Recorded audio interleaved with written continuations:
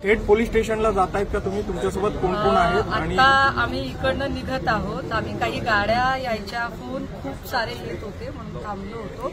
खरं तर आपण कुठेही कसलंही नियोजन केलेलं नव्हतं. एक छोटी फेसबुकची पोस्ट टाकली होती की आलात तर तुमच्यासह, नाही आलात तर तुमच्याशिवाय, पण आता लढावं लागेल आणि महिलांच्या सन्मानासाठी लढावं लागेल.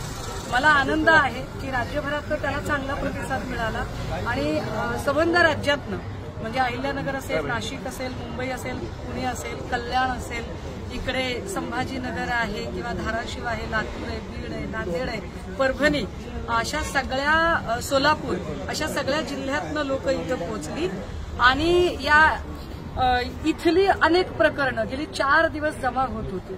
तर ह्या सगळ्यांच्या संबंधाने पोलीस स्टेशनला बोललं पाहिजे. माझ्या कामाची चौकट एवढीच आहे, मी पुन्हा सांगितलं पाहिजे. मला इथल्या काय म्हणता येईल की कुठल्याही कुरघोड्यांच्या राजकारणाशी काही घेणं देणं नाही.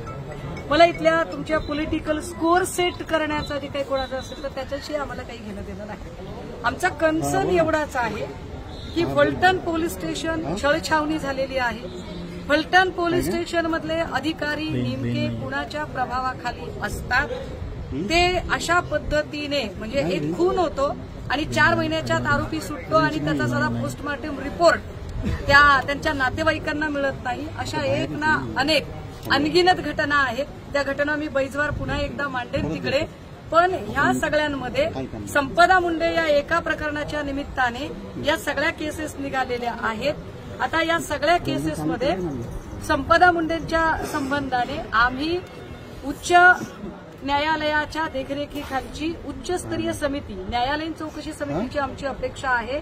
एक अधिकारी आपण देखरेखीसाठी नेमाल तर तो चालणार नाही, कारण एका अधिकाऱ्याने एवढं मोठं गुढ आणि हा इतका सगळा राजकीय प्रभाव तोडून काढणे शक्य नाही. सो एक न्यायालयीन चौकशी समितीची अपेक्षा आहे. एक दुसरं असं 4 पानी जे पत्र आहे त्या पत्राला तो सगळ्यात मोठा कारवाईचा आधार व्हावा.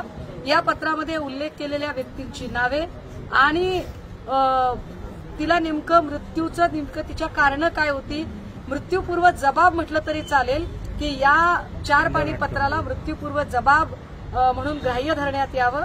तिसरी महत्वाची गोष्ट, ज्या पद्धतीने तिच्या मृत्यूनंतरही एक छळवणूक करत तिच्या चारित्र्यावर शिंतोडे उडवण्याचा प्रयत्न केला गेला, हा अश्लाघ्य प्रयत्न थांबवून जे काही आहे ते तात्काळ थांबवलं गेलं पाहिजे आणि ज्या संविधानिक पदावरच्या जबाबदार व्यक्तींनी हे केलेलं आहे त्यांना ताबडतोब पदावरून पायउतार सुद्धा करावं लागेल.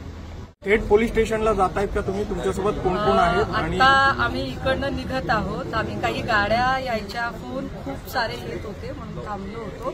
खरं तर आपण कुठेही कसलंही नियोजन केलेलं नव्हतं. एक छोटी फेसबुकची पोस्ट टाकली होती की आलात तर तुमच्यासह, नाही आलात तर तुमच्याशिवाय, पण आता लढावं लागेल आणि महिलांच्या सन्मानासाठी लढावं लागेल.